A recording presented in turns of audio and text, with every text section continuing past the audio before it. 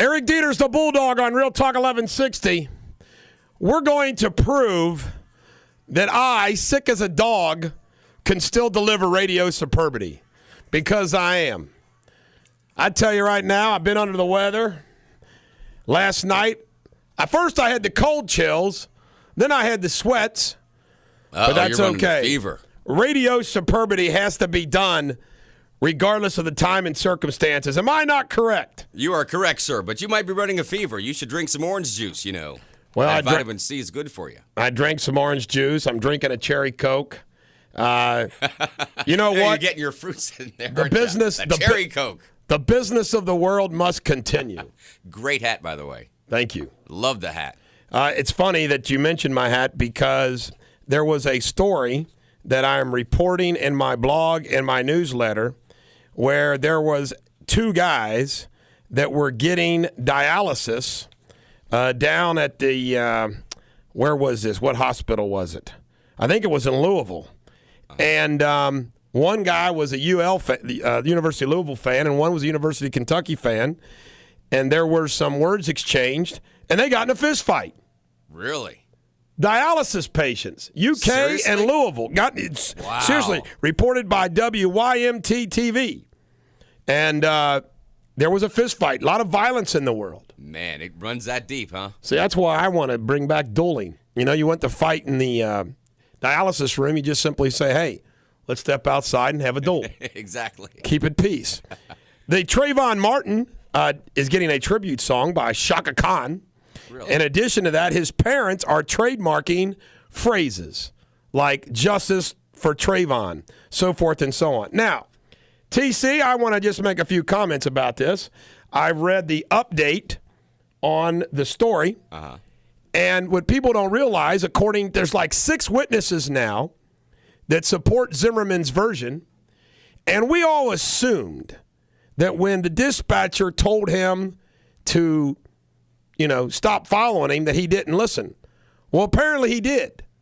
See, what happened is Zimmerman was following Trayvon Martin in his SUV. Zimmerman in his SUV. Okay. And then he got out of the SUV and followed him on foot, and that's when he made that phone call.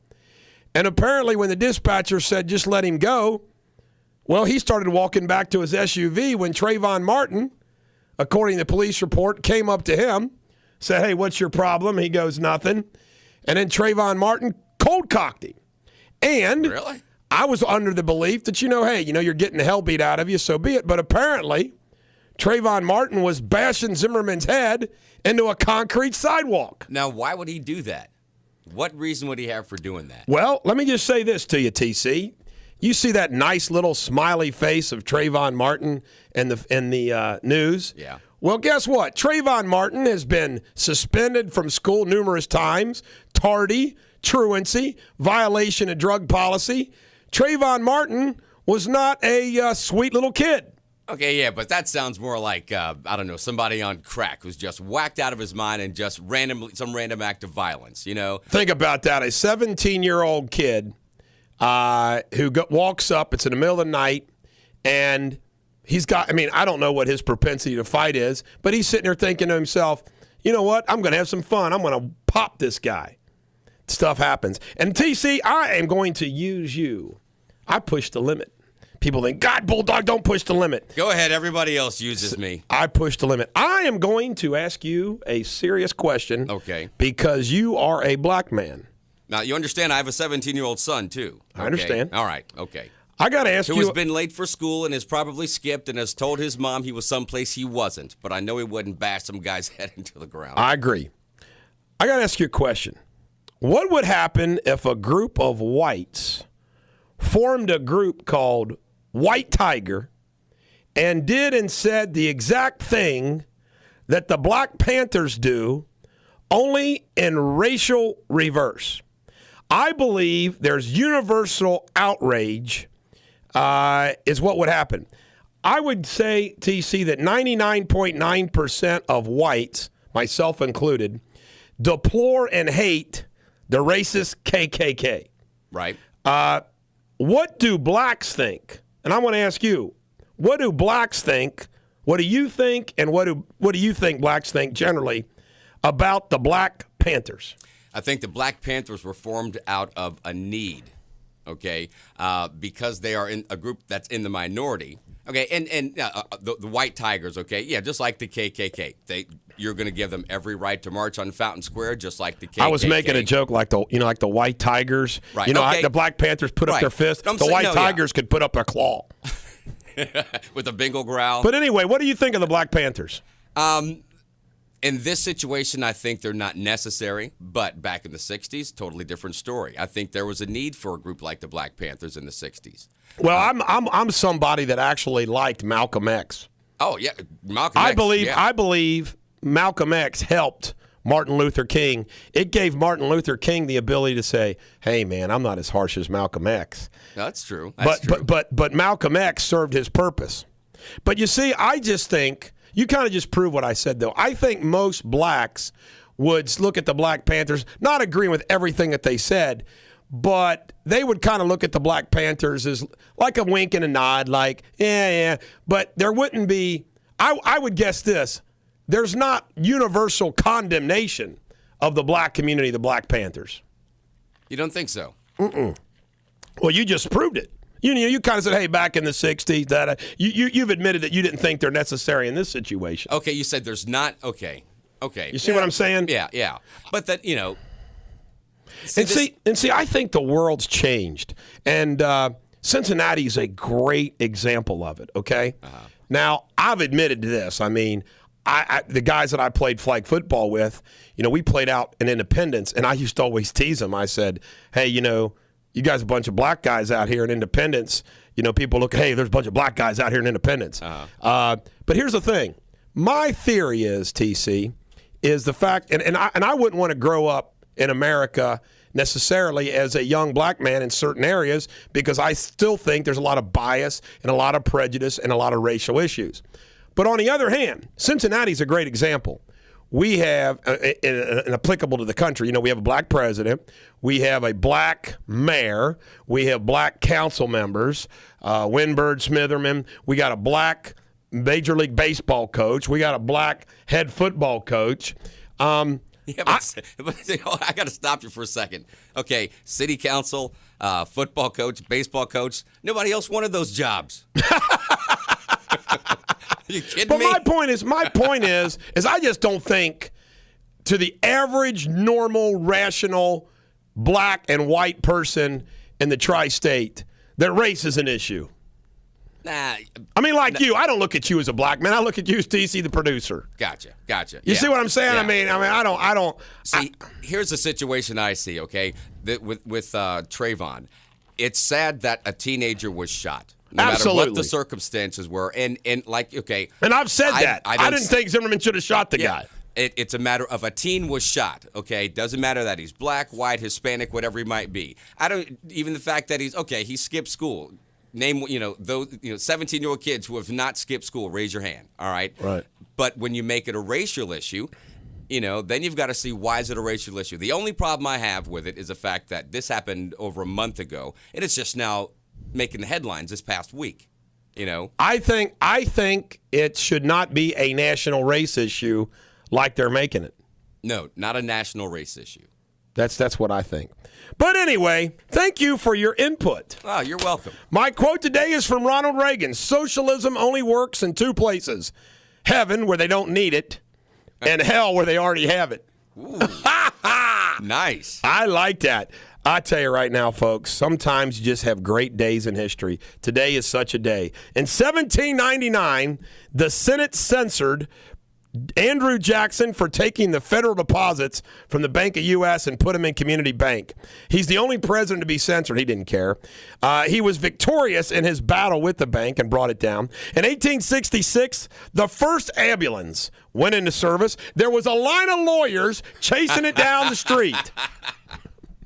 1941, novelist and critic Virginia Woolf, 59, drowned herself near her home. That's weird. How do you do that? 1969, the 34th president, Dwight D. Eisenhower, died at the age of 78. 1972, Wilt the Stilt Chamberlain, his last pro basketball game. Really? 1979, Today in history, major nuclear incident at 3 Mile Island in Middletown, Pennsylvania. You know what always cracks me up about 3 Mile Island and scared the hell out of everybody? What's that? Nobody died.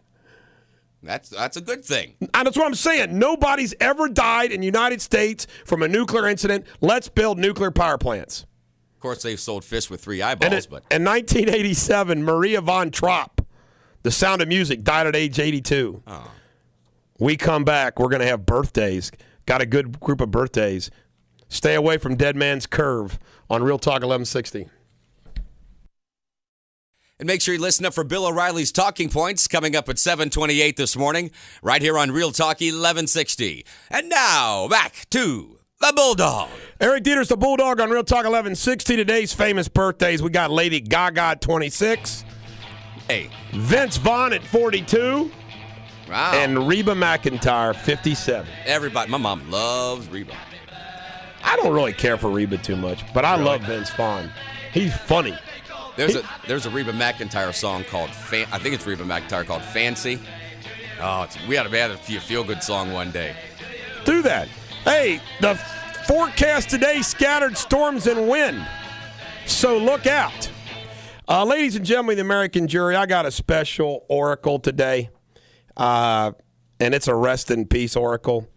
I looked at the newspaper. I actually teared up. That's how much this guy meant to me. And I'm going to give William Dimitrick oracle status. William Dimitrick passed away yesterday at the age of 77.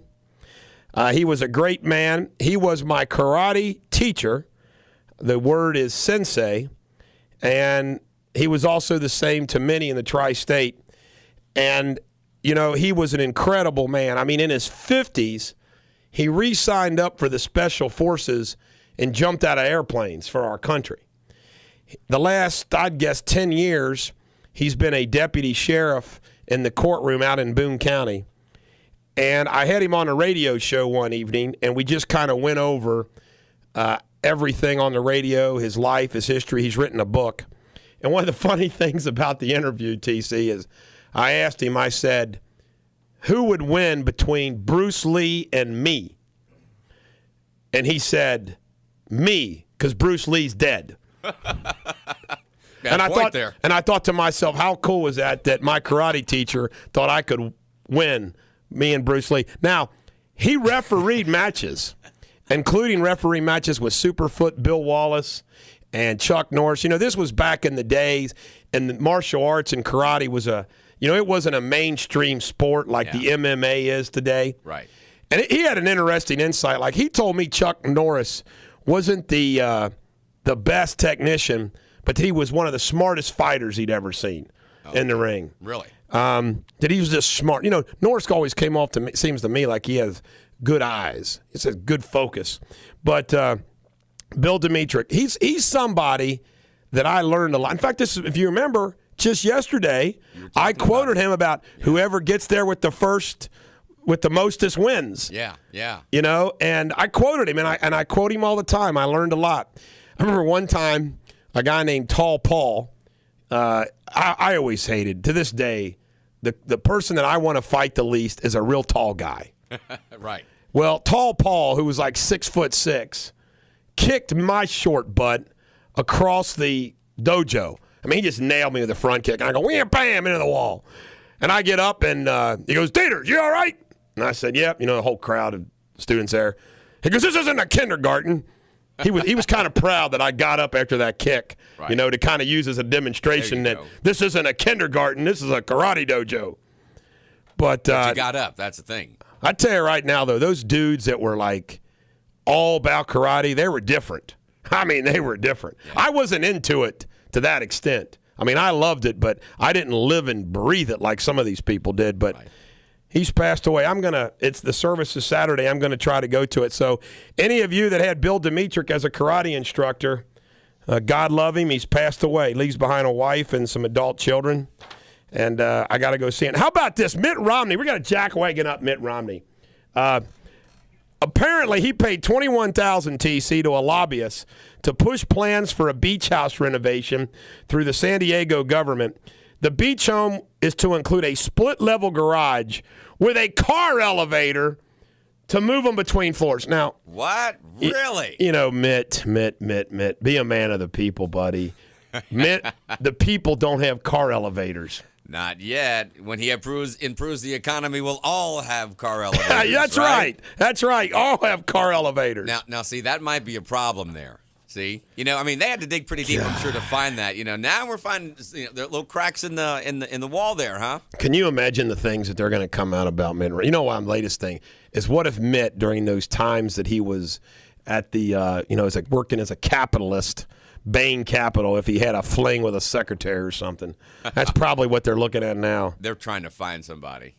It's really important never to run for political office. Then you never have anything to worry about because nobody cares. Isn't that hilarious? Exactly. Nobody cares what you do in your private life if you don't run for political office. As soon as you run for political office, let's see what we can find. Let's see what we can find. Oh, he cheated on his 4th grade math test. All right. I got a little story to tell you, a little humor.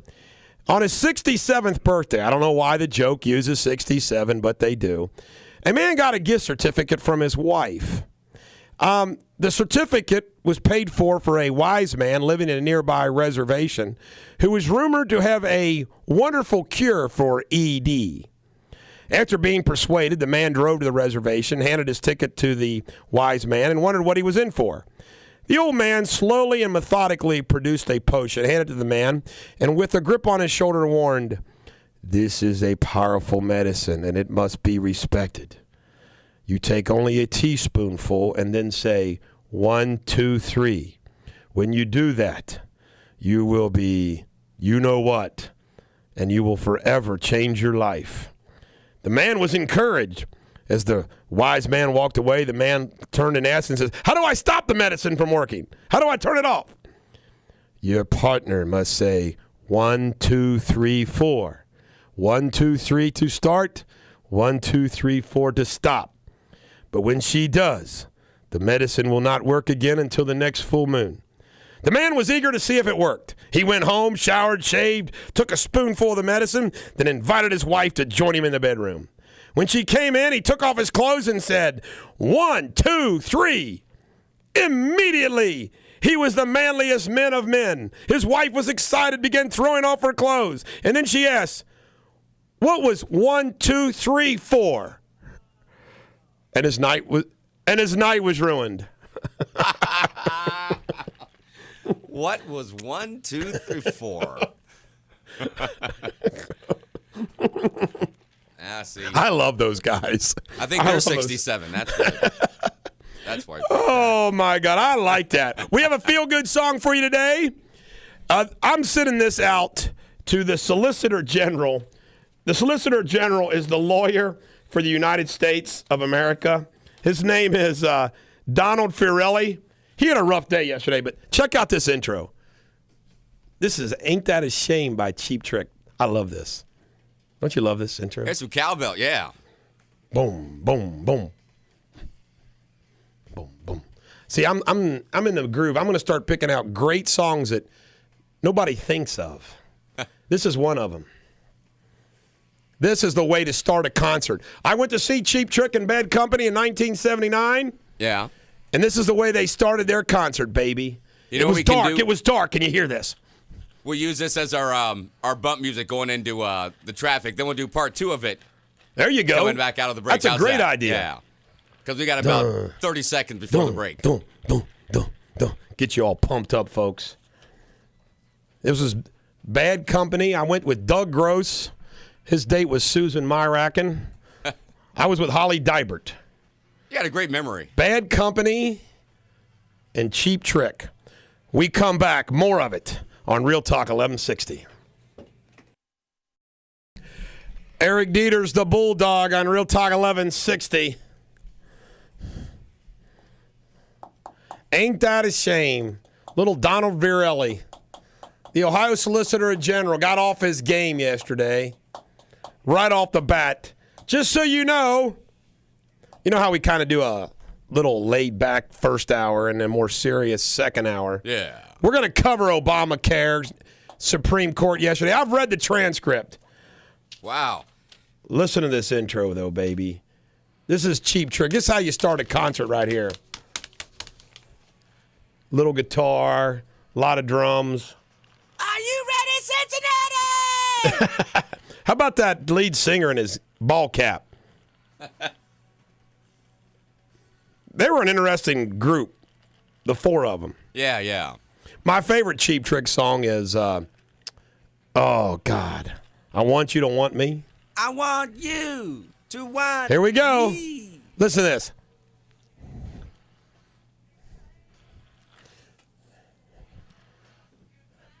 Ain't that a shame?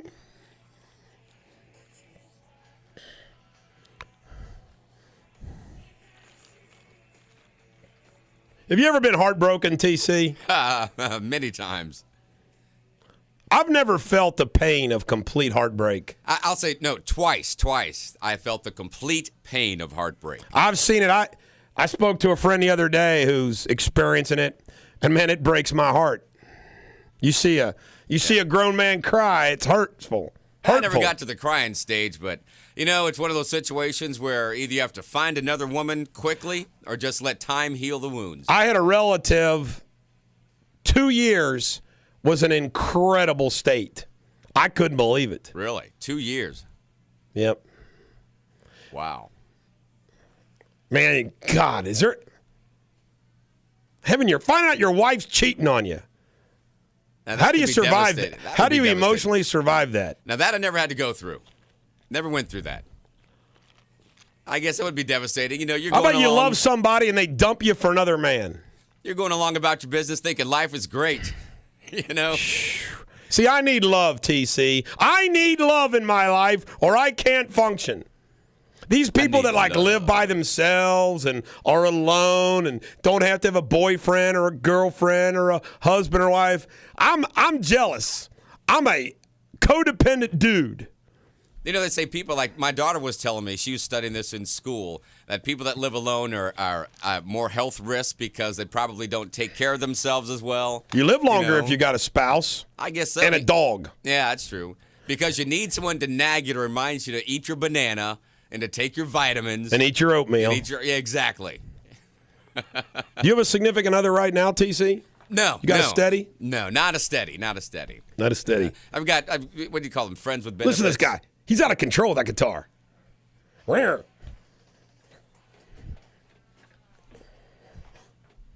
These guys just walked on stage and said, let's jam. Yeah, they're going to jam, man. You have to admit, that's a great concert beginning song. Yeah, it is. You ready for some pop culture? Let's do some pop culture. I have two major items in pop culture today. Last night, Martina Navratilova voted all first. How humiliating. I know. You're a tennis star, you're famous, but you can't dance worth a darn. No. See ya, Martina. And then this is the other pop culture news that's worth mentioning. If you are let me see. If you have a young person in the car, turn your radio off for 1 minute. Octomom posed topless and was paid 10 grand. And she's also been offered $1 million by Vivid. That's all I'm going to say because everybody most people know who Vivid is and know. And she's, if your kids are listening, and she turned that down for now. That is disgusting. Do you want to see Octomom without clothes, TC? Not now. Not after she's nursed 8 babies. Now, that was a shot against nursing women everywhere, TC. No, it wasn't a shot. It's just that there are certain physical changes that occur. Wasn't that something you reported on local news that woman, Tina Daniels, 57, shot up by UC from either a stray bullet or who wants to shoot a 57-year-old person? I know. I mean, what was she doing, That's kind of scary. Going from job to job. I have been exactly where one building? She was. Yeah. We've been making fun of Citizens on Patrol with the Inquirer yesterday under Mark Cornett, or whatever his name is. This is what he wrote. This is interesting. Some of you guys might say, well, what about... Now, I know the City of Independence has citizen groups. Here, volunteer members of the Cincinnati Police Department, Citizens on Patrol... Good golly. I mean, they've got a movie called Citizens on Patrol 1, 2, 3, 4, 5 who make fun of these groups. Why would you want to join Citizens on Patrol? Anyway, they're not allowed to carry weapons. Even if the volunteers have a valid state Ohio concealed weapons permit, they are not allowed to carry a gun or have it in their city vehicle while on patrol. According to Citizens on Patrol rules. See, once you become a citizen on patrol, you get issued your standard manual. This is your Citizens on Patrol manual. I remember Bobcat Goldthwait. I can do a good one. I really don't want to be a citizen on patrol. That is him. You got it. According to Citizens on Patrol rules, at no time shall a volunteer member attempt to take any law enforcement action. Volunteers witnessing any violation of law should report them by police-provided radio. They are the eyes and ears only, said Lieutenant Lisa Davis, liaison officer. Now get this. Here's the punchline. Cincinnati Citizens Patrol has about 400 members. Really? Who patrol 26 neighborhoods. Wow, I didn't realize there were that many. That's a lot of people. Now, are they in uniform? Are they identifiable? Will we know? Because I have no idea about that, but I bet you they do. I bet you they got a little Citizens on Patrol uniform. Do they get to ride the Segways? Yeah, the Segways. Citizens on Patrol. Citizens on Patrol. Hey, I can't shoot you or arrest you, but I'm going to call right now. Years ago, I worked at a station where we did a bit about the dangerous life of the mall cop. The mall cop. Boy, they made a couple of those movies. There was two that came out. Seth Rogen was in one, and that other big fat guy. The Mallrats? The Mallrats movies? Yeah, the old mall cop. Is that what it's called? You know, you get made fun of so bad. I got a friend whose son was down at Newport on the Levee, and he kind of scared me. He's a good guy, wanted to be a cop, but here's a guy that's not a police officer, and he's reading all those cop news magazines. And, right. Like maybe I'll have my chance. Well, TC, last night, I was sick, man. I kind of went to bed at like 8 o'clock. I told Chuck, I says, Chuck, man, did you get some Mega Millions, tickets? And he said, yeah, I actually bought some. I says, man, because he lives right next to a store. I said, man, I'm sick. I don't feel like going out. I said, can you go get me $10 worth? So he did. So I was dreaming all night and I told Chuck I would split my $10 worth with him, but we didn't win. 5? We didn't win. $363 million. I know. The winning numbers, 19, 44, 34, 9, 51, and the mega ball was 24. I told Chuck to play those numbers, and he didn't. Oh, man. Chuck, what were you thinking? I said, Chuck, these are the numbers I want to play. Yep. We have some fun sports news. The Cubs beat the Reds 7-4. That was not the fun part. NCAA women's basketball, Connecticut took down UK 80-65. But here's the fun part. A group that includes former Lakers star Magic Johnson and longtime baseball executive Stan Kasten agreed Tuesday night to buy the Dodgers for $2 billion. Cha-ching! Frank McCourt is not bankrupt anymore. $2 billion. $2 billion. They didn't know Magic was a baseball man. So there's your sports for you. There's not much in sports these days. I had a question. There was I can't remember her name now. The winningest college basketball coach. From Tennessee? Is that the woman? Summit. Yeah. Summit. Last night was her last game, wasn't it? Yeah, she probably is going to retire. She has the beginning of dementia. Yeah. Tennessee was down this year. Yeah. But she's won more college basketball games than any men even. Yeah. She built a dynasty in Tennessee. Isn't that wild? You think about it's like Kentucky. A basketball dynasty. Like you grew up in California and you drive like Terrence Jones, Washington, and he comes all the way here to play. Yeah. That's a name recognition, baby. All right, here's some. You want to turn your radio again. This might disgust you. January Jones is the hot blonde who was Don Draper's wife that he divorced on Mad Men, okay? Yeah. Last week, she admitted to People magazine that she ate her own placenta as part of a healthy postnatal regimen. I'm going to throw up. While she got the requisite amount of slack for this, the benefits of the snack are alleged alleviation of postpartum depression, aid in breast milk production, lactation, and replenishment of nutrients during pregnancy.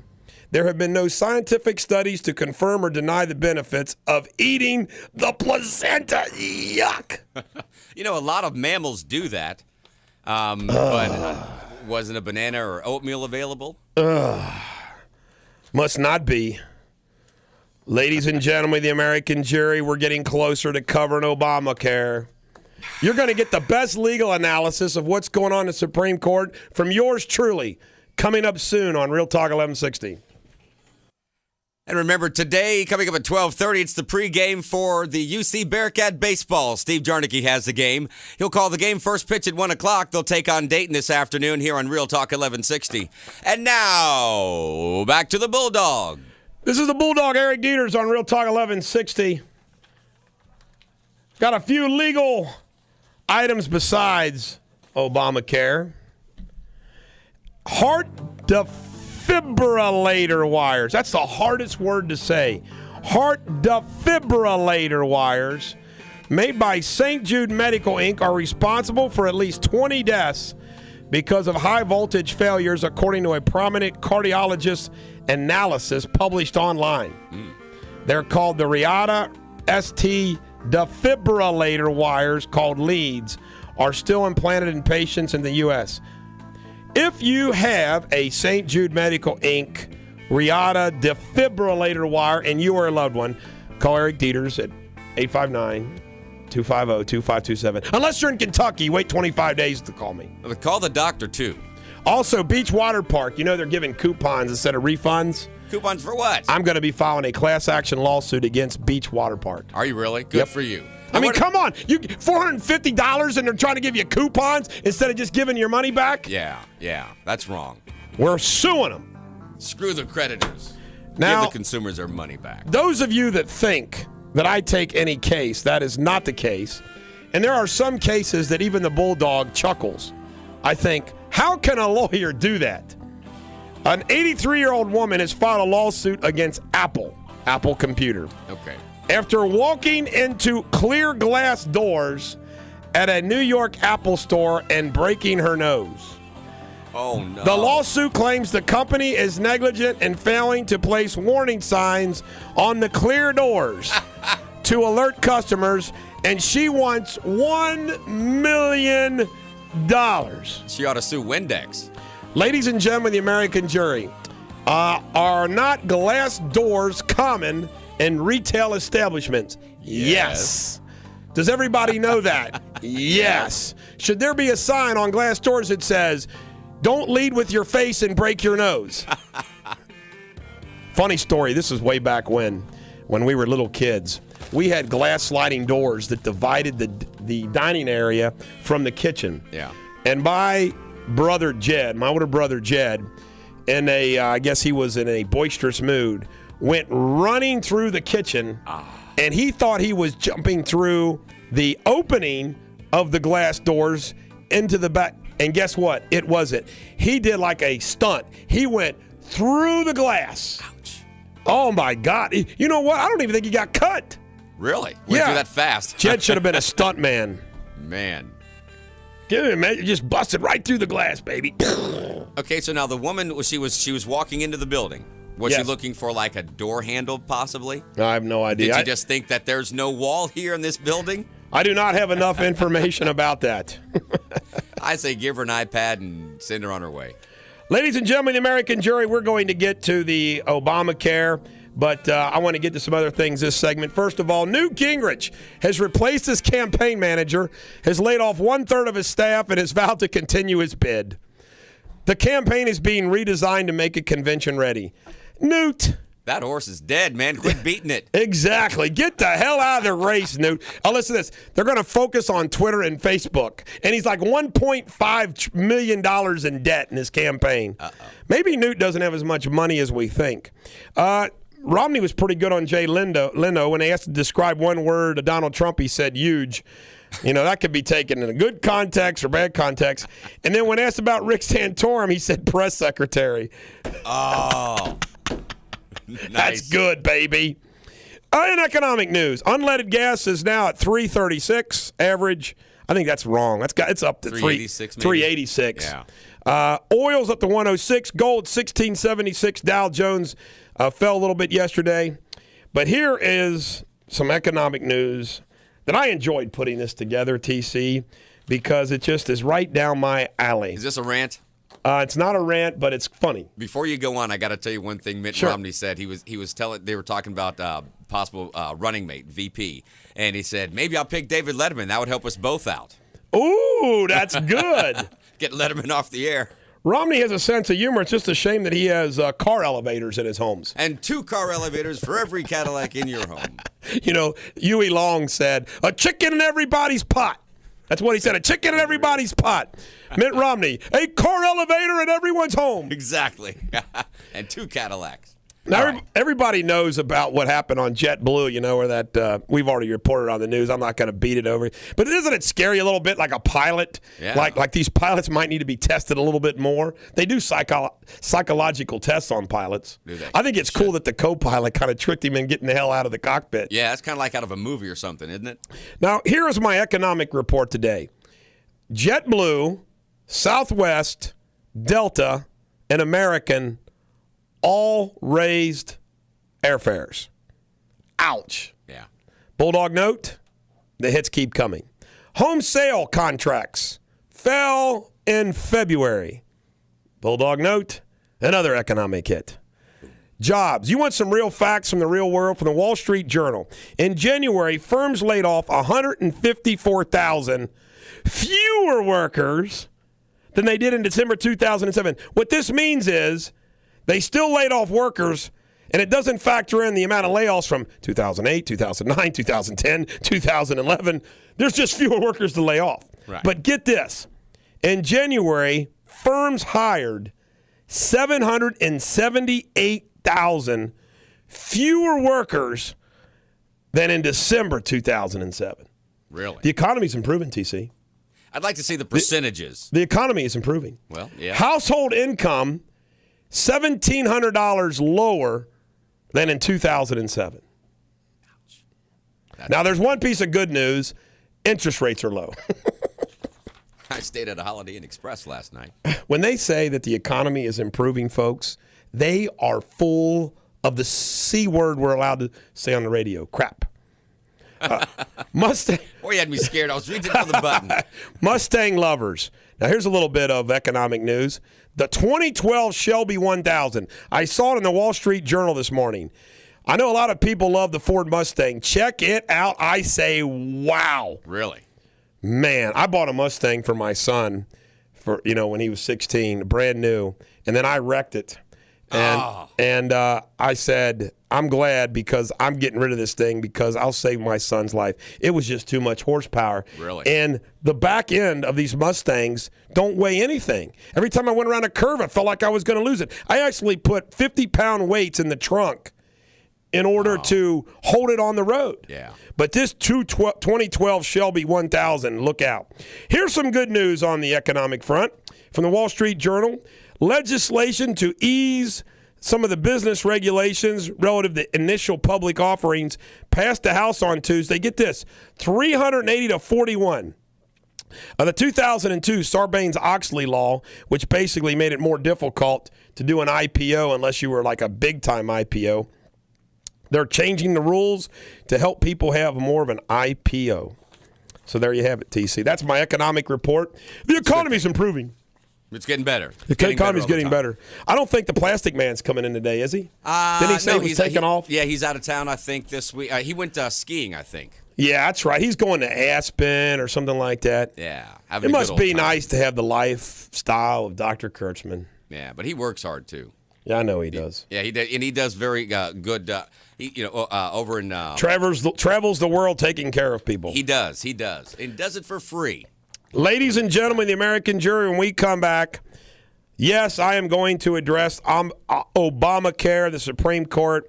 I'm going to give you full legal analysis. We're going to spend the last hour from 8 o'clock to 9 o'clock discussing this, debating this.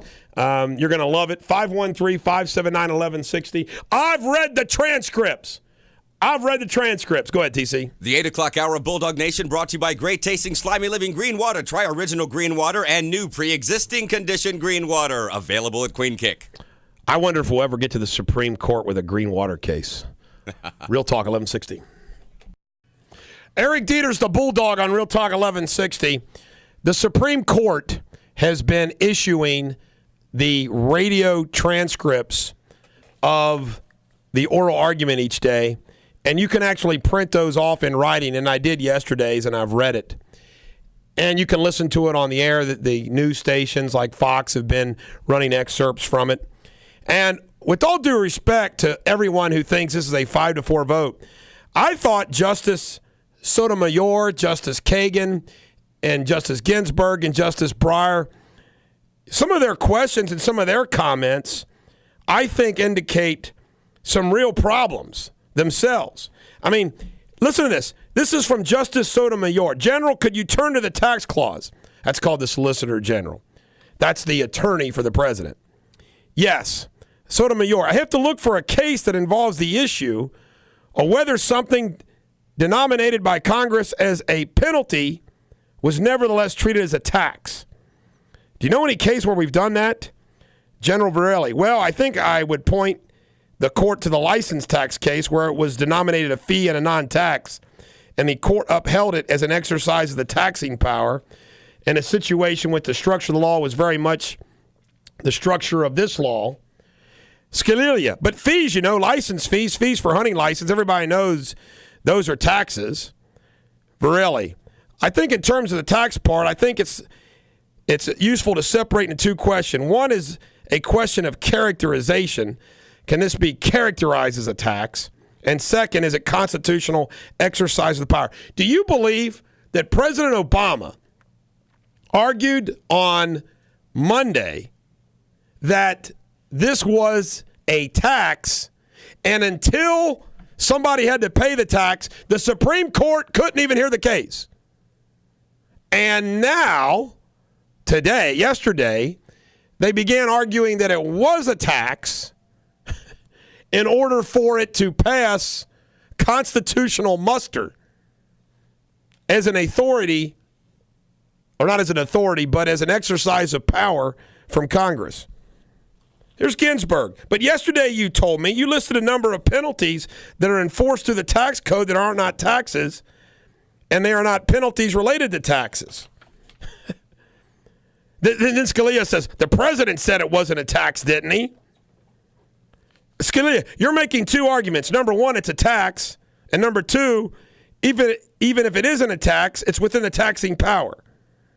I'm just addressing the first. Scalia, is it a tax or not a tax? The president didn't think it was. Ginsburg, a tax is to raise revenue.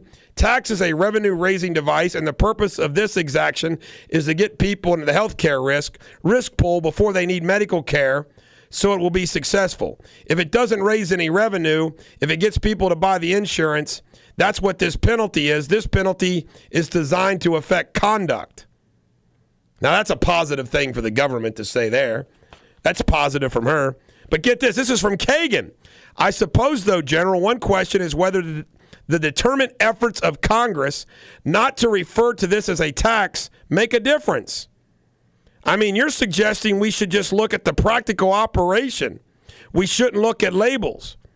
And that seems right, except that here we have a case in which Congress determinedly said this is not a tax. And the question is, why should that be irrelevant?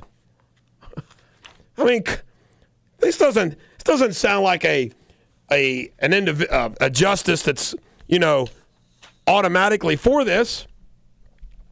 Ladies and gentlemen, the American jury, the issue yesterday was whether the mandate, and when we're talking about mandate, what we're talking about, folks, is the requirement that Americans have to pay health insurance. You have to go out and buy health insurance. Is that just not an incredible exercise of government power? And I'm going to do a rant after we lay out the facts of this. And a mandate that an employer provide health insurance if they have over 50 employees. Kennedy commented that they were asking for a fundamental change in the relationship between government and the people. He commented, can you create commerce in order to regulate it?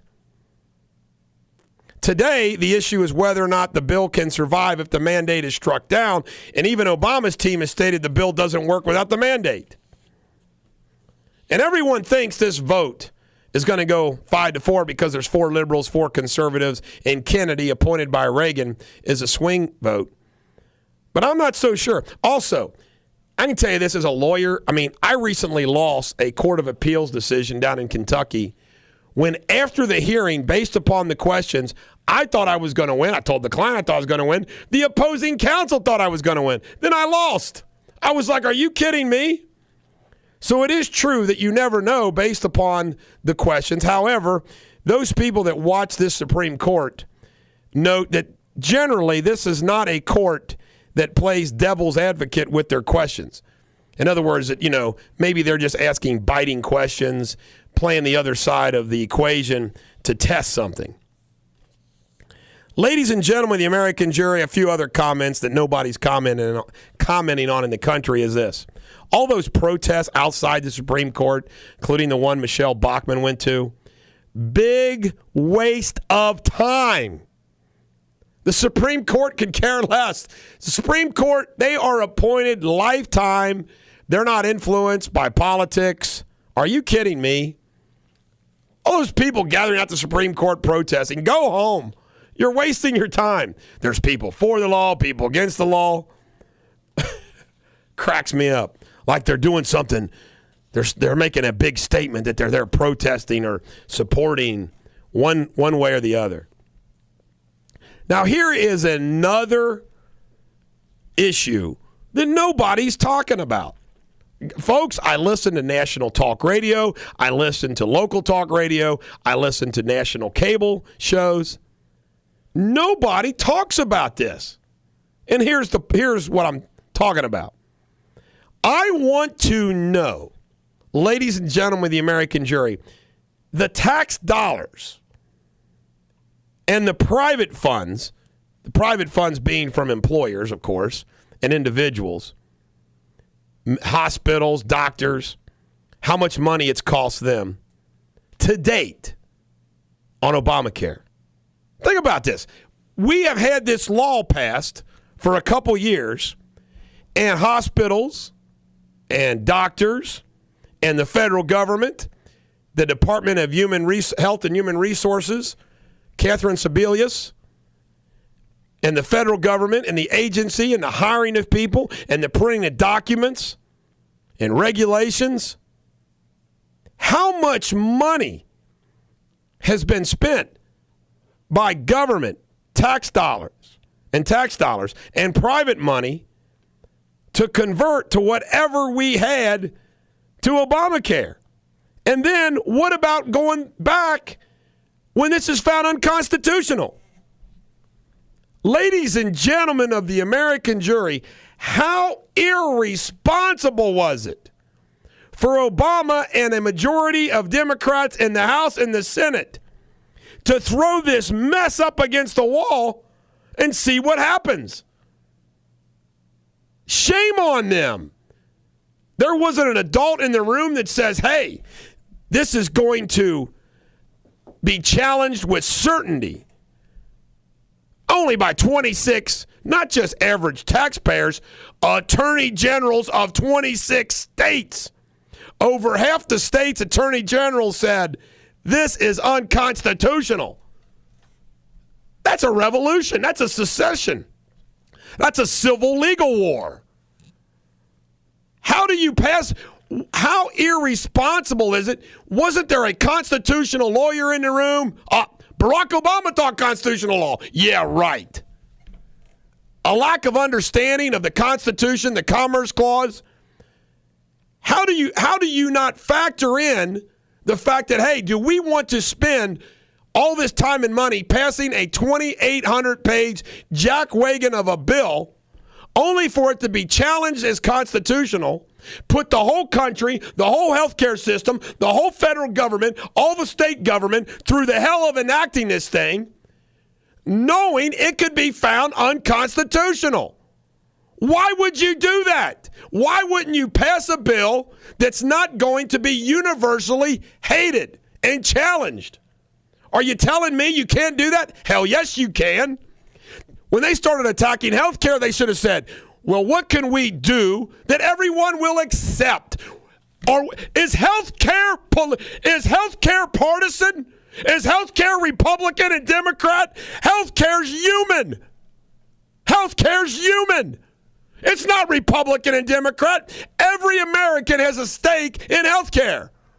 Why would you pass a bill that would be universally challenged? Nobody's talking about this, folks. We come back more. Radio Superbity on Real Talk 1160. And the Huckabee Report coming up at 8:30 this morning on Real Talk 1160. And now, back to the Bulldog. Eric Deters, the Bulldog on Real Talk 1160. Primal Scream by Robert Plant. He calls me every so often to tell me, keep up the good work. Me and Robert. He tells me about his exploits on the road. Drive those ships. You know, I wonder if I could be, like, if I changed my voice, I could be a good singer. Because I sing like a monotone. But, like, if I had a different singing voice, you know, like those people that stutter, TC. Yeah, but then they sing just fine. Like Mel Tillis. Mel Tillis. Yeah. You get a voice coach. I could sing like this, you know what I mean? Actually, you don't really need to be a great singer to be a rock and roll star. No, you don't. Gene Simmons proved that. Good point. Got to have a gimmick, have a cool act. Before we return to Obamacare real quick, Charlie Rangel, according to the New York Times, said his campaign have agreed to pay a civil fine of $23,000 stemming from his use of a rent-stabilized apartment as a campaign office. The commission's general counsel said that Mr. Rangel has been in the office since 1971. His campaign effectively accepted campaign contributions beyond the legal limit when he leased the rent-stabilized apartment at a price below market value from the owner. Good old Charlie Rangel. Before I get back to my ranting, I just want to give you some facts, comments. There is a regular contributor to Fox News. His name is Jay Sekulow, Sekulow. He's got dark hair, glasses, always dressed sharp, speaks. He's with the ACLJ, which I think is the American Conservative Liberty something or other. He is the sharpest lawyer I've seen on cable talk shows.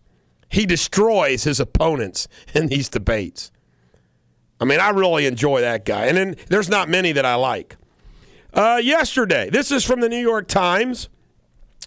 Let me see here. Justice Sotomayor said Americans would not stand for a system in which children in danger of dying were turned away from emergency rooms. That never happens anyway. Justice Scalia discussed the universal need to eat. Everybody has to buy food sooner or later, so you define the market as food. Therefore, everybody is in the market. Therefore, you can make people buy broccoli. Justice Alito asked Mr. Farrelly to express your limiting principle as succinctly as you possibly can. Now, that's really important. You have to have a limited, in other words, that there is going to be a demarcation of a line that you don't go. And this J-Cat was talking about that on Fox News. Instead of a brisk summary of why a ruling upholding law would not have entirely broad consequences, Mr. Farrelly gave a convoluted answer. This guy, Farrelly, has been sent to the wolves. He's up there arguing something that is indefensible. He said Congress has the authority to enact a comprehensive response to a national economic crisis, and the mandate should be sustained as part of that response. Really? Justice Breyer said, let me see, I look back in history and I see it seems pretty clear that there are substantial effects on interstate commerce Congress can act. He spoke about a national bank. Ladies and gentlemen of the American jury, let me give you a little constitutional law. All the commerce clause is a little simple clause in the Constitution. It's not even a full sentence. And all it is that Congress has the ability to enact, regulate interstate commerce. Do you know why that's in there? I'll tell you why it's in there. Because when we created the Constitution, it was out of the problems with the Articles of Confederation. Well, guess what? Each state had their own money. Each state could tax other states. Let me give you an example. Let's say South Carolina, you were trading in North Carolina. Well, North Carolina then would tax you coming in to North Carolina. It was chaos. So the idea was to allow the federal government to regulate interstate commerce so it wasn't a disaster.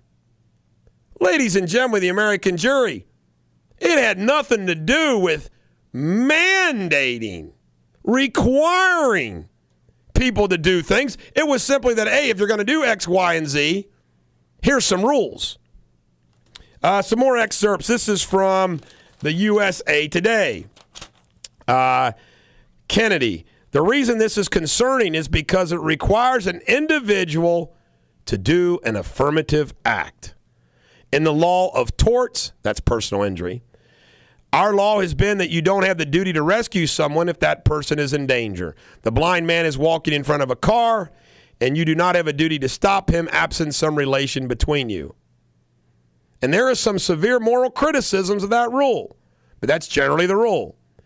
And here the government is saying that the federal government has a duty to tell the individual citizen that it must act, and that it is different from what we have in previous cases, and that changes the relationship of the federal government to the individual in a very fundamental way. If I was counting on Kennedy's vote, if I was the Obama administration, that comment alone would cause me great concern. And this is what Fiorelli said. I don't think so, Justice Kennedy, because it is predicated on the participation of these individuals in the market for health care services. Kennedy, the government tells us that's because the insurance market is unique. And the next case, it'll say the next market is unique. But I think it is true that if most questions in life are matters of degree, in the insurance and healthcare world, both markets stipulate two markets. The young person who is uninsured is uniquely proximately very close to affecting the rates of insurance and the cost of providing medical care in a way that is not true in other industries. That's my concern in this case. That's from the USA Today. The New York Times, shocker. Their editorial page says the justices must accept limits on their own power and uphold the individual mandate. If the Supreme Court used to establish law, the only question it must answer in this case is modest. Did Congress have a rational basis for concluding that the economic effects of a broken healthcare system warranted a national solution? The answer is incontrovertibly yes. With all due respect, no. That's not the right question, and that's not the right answer. The Supreme Court has to answer the question is, does the Commerce Clause give Congress and the president so much power that they can require you to take some affirmative step? It's not an issue of regulation. They're making you do something. They're making you. From the Wall Street Journal, here Congress is regulating existing commerce economic activity that is already going on. That's from Fiorelli. This is from Paul Clement. The Commerce Clause gives Congress the power to regulate existing commerce. It does not give Congress the far greater power to compel people to enter commerce. Ladies and gentlemen of the American jury, they are requiring you to get health care. That means if you're sitting around and you don't have health care, you're not in the health care commerce because you're not in health care. And they're saying, we're going to make you health care. It's like passing a law. You know, talking about broccoli, it's like you will watch pro football. Well, I don't want to watch pro football. I don't care about football. No. We're going to require you to watch football so you participate in football. The commerce of pro football. A little extreme, but it's the truth. And then they make you pay for cable.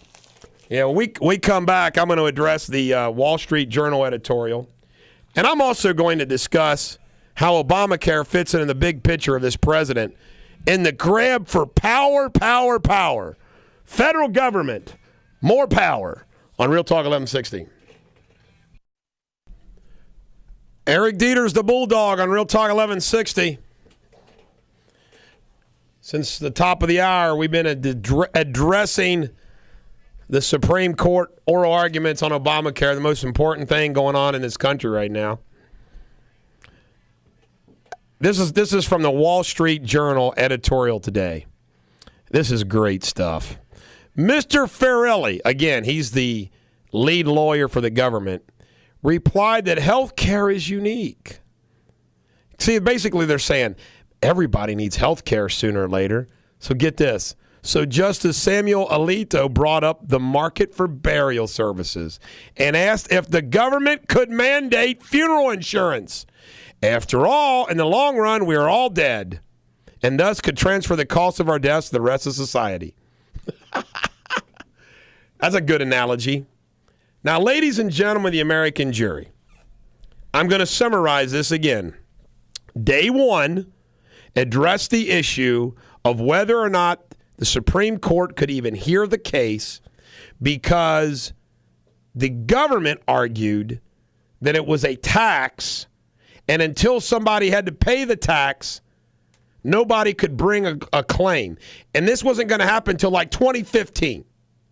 It appeared that unanimously, all 9 of the justices seemed to think that that was not an issue and they could hear the case. Yesterday, the focus was on the issue of the federal mandate, the mandate that was going to require us to have health insurance, and whether that was constitutional under the Commerce Clause. Now, today, along with the fact that whether or not that was severable. Now, get this, 2,800 pages. Now, here is something that is commonly written in contracts and in laws. This was 2,800 pages, folks. They say this: if any section of this law or any section of this contract is deemed invalid or unconstitutional, the rest of the law shall stand. It's called a severability. In other words, you can sever off that section of the law or that contract and it not be held invalid. The idea is to protect you from one part of a contract or a law making the whole thing crash. They didn't put one of those clauses in this law. 2,800 pages, all these quote-unquote important smart people, and they didn't put that in. Funny. A political legal malpractice, if you will. Now, I'm going to read you nice and clear and succinctly what's at stake today. This will blow your mind. Florida and 25 other states contend that Obamacare's conversion of this voluntary program, Medicaid, originally intended for the poor, into all-purpose insurance for tens of millions of people, is unconstitutional coercion. By commandeering the states and their taxpayers as de facto arms of the federal government, the administration has abrogated the system of dual sovereignty as surely as it has by claiming police powers. Medicaid was created in 1965 as a cooperative federal and state partnership. States could opt in or out, and there were still holdouts as late as 1982. The program has expanded greatly over the years to the point that it is now the largest component of most state budgets. But governors and legislators have always had some measure of flexibility and independent control. The Affordable Care Act, Obamacare, obliterates, means destroys, this status quo and forces states to add everyone up to 138% of the poverty level to the rolls. The feds will pick up most of the new costs through 2020, though the states are still on the hook between $20 billion and $432 billion in new costs and much more into perpetuity. It means forever. Ladies and gentlemen, states have independent sovereignty from the federal government. The federal government is basically making states do some things. Now, listen to this. The administration says states can reject these huge new liabilities and leave Medicaid altogether. You know, they can. But if they do, they're threatened with the loss of all federal funds for doing so. In other words, state, you're going to do X, Y, Z, and if you don't, you're not going to get any federal money for your roads in your states. And in practical terms, that would be ruinous for local hospitals, doctors, nursing homes, and other providers that have adapted to Medicaid size and depend on the program for revenue. The federal government is giving states a choice between an immediate economic calamity, disaster, or a unilateral, one-way, rewrite of the contracts they entered decades ago, and eventual calamity as they absorb the new costs. The technical term is extortion. The court has always balanced federal and state power by distinguishing between pressure and coercion. Obamacare crosses that line. The conditions of the new Medicaid conscript the states into involuntary servitude, slavery, to the federal government's policy goals.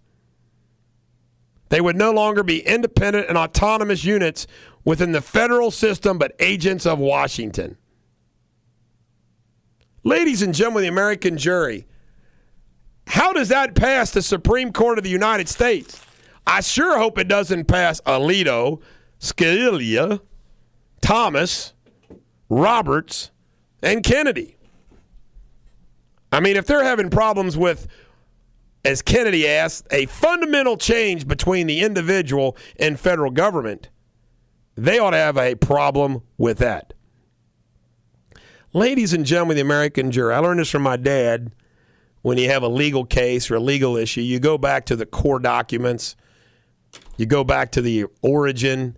You find out the meaning of things. It's like if you want to find out about the Constitution, read the Federalist Papers. Obamacare was 2,800 pages. I remember printing it off, putting it in a couple binders, trying to read it. My God, I couldn't understand a single page of it. And then you had Nancy Pelosi saying, well, we got to pass this, and then we'll figure it out. My God, the lack of responsibility. But see, what it really is, what Obamacare really is, more than anything else, is another example of this president's and the Democrats' persistence that Big Brother, the federal government, knows better than you, and that they want more and more and more power and control over you. Ladies and gentlemen of the American jury, how does it make you feel that the federal government wants to force you to have health care, and if you don't, they're going to penalize you? How does that make you feel? If you're an employer, how does it make you feel that they're going to force you to offer that to your employees or penalize you? How does that make you feel? And let me tell you something, folks. That's just one stage of it. We've got this president that enacted that national security law that basically allows him to go arrest anybody he thinks is a threat and throw them in Gitmo. The power just keeps going. The power grab and what they want to do just keeps going and going and going. Ladies and gentlemen of the American jury, the Constitution created a government with checks and balances, 3 branches: President, Congress, Supreme Court, Judicial Branch. Checks and balances. The Bill of Rights was created to protect us from that government.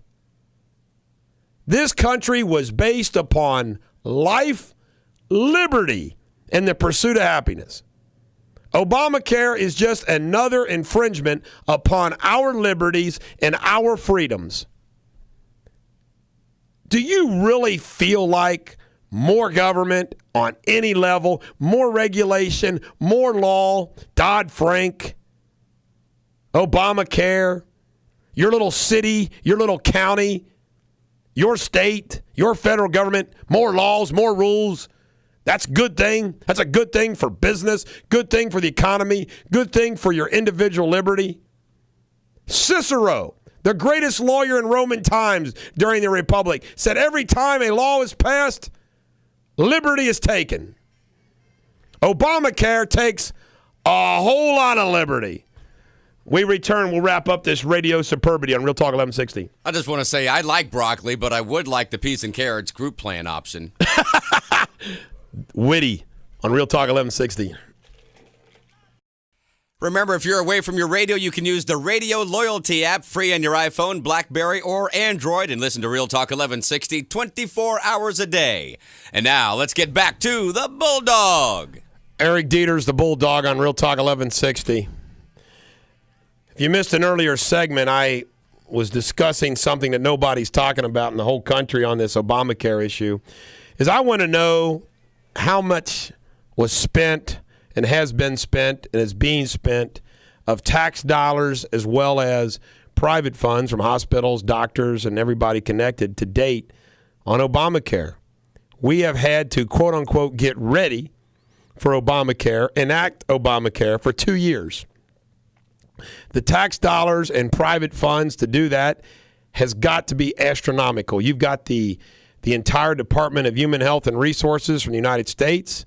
You've got the private funds from everybody that's, the forms, the processes, the federal employees gearing up to do this. The 16,000 IRS agents. Good golly. Do you think that our country's better off if we have to hire 16,000 new IRS agents? And nobody's asking the question how irresponsible it was for President Obama and the Democrats to pass a law that they knew was going to draw a strong constitutional challenge. Healthcare isn't Democrat or Republican, folks. It's everybody. So why wouldn't you sit down with the other party and say, okay, what can everybody in America get behind? As opposed to our way or the highway, because we now have a majority in the House and the Senate and the White House. It should make you mad. If you're not mad about that, shame on you, because you should be mad. I crack up when I think about, by the way, Washington is one of the few places where there's like lots of construction going on. Median income is going way up. You've got jobs being handed out left and right, pay increases. Obama is padding and bloating federal government. And I think to myself, who are these people? All of them. These people that are going to Washington to work in a bureaucracy, to get a taxpayer paycheck, to make our lives more miserable. Now, is there some good that's accomplished? Yeah, I guess maybe a little bit every once in a while. Who thinks more government is better for you? Are you kidding me? There's people out there that do. The liberal jackwagons of society. Nancy Pelosi does. Oh, by the way, this is funny about Harry Reid. You just look at Harry Reid and you just think jackwagon.